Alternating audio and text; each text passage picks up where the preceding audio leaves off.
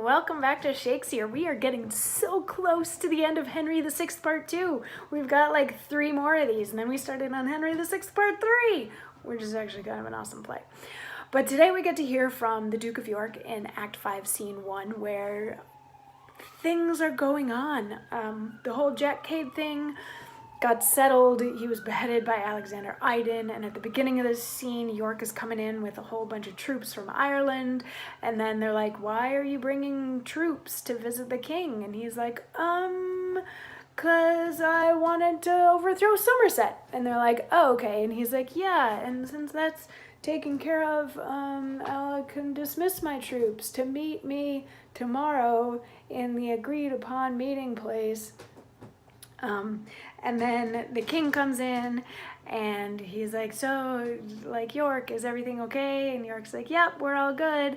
And then the queen and Somerset walk in, and the king's like, see, you know, we had him, like, we've got him. Here comes the queen and Somerset.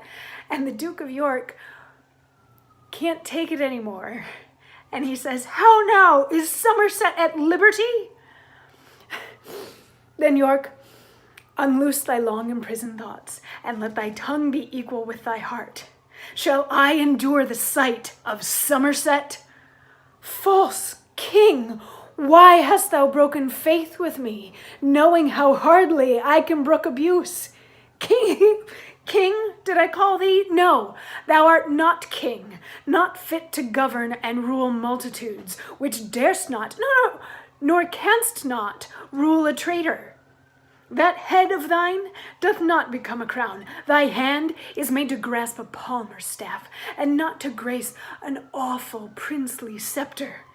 That gold must round engirt these brows of mine, whose smile and frown, like to Achilles' spear, is able with the change to kill and cure.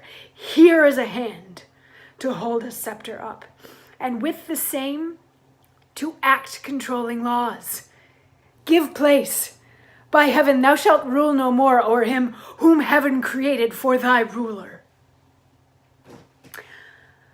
So, York finally lets the beans spill and says, you are unfit to be king, you silly, sad little man.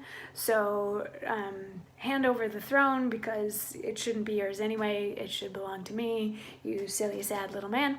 And then they get into this sort of back and forth, like, you should kneel before me. No, you should kneel before me. And then York is like, well, let's bring in my dude Clifford, because he's going to be on my side. And Clifford comes in and is like, King Henry, I bow to you. And York is like, what? And he's like, well, bring in my sons. So his sons, Edward and Richard, because apparently there's a shortage of names in England at the time, they come in and they're like, yeah, Dad, we totally got your back. That's totally cool.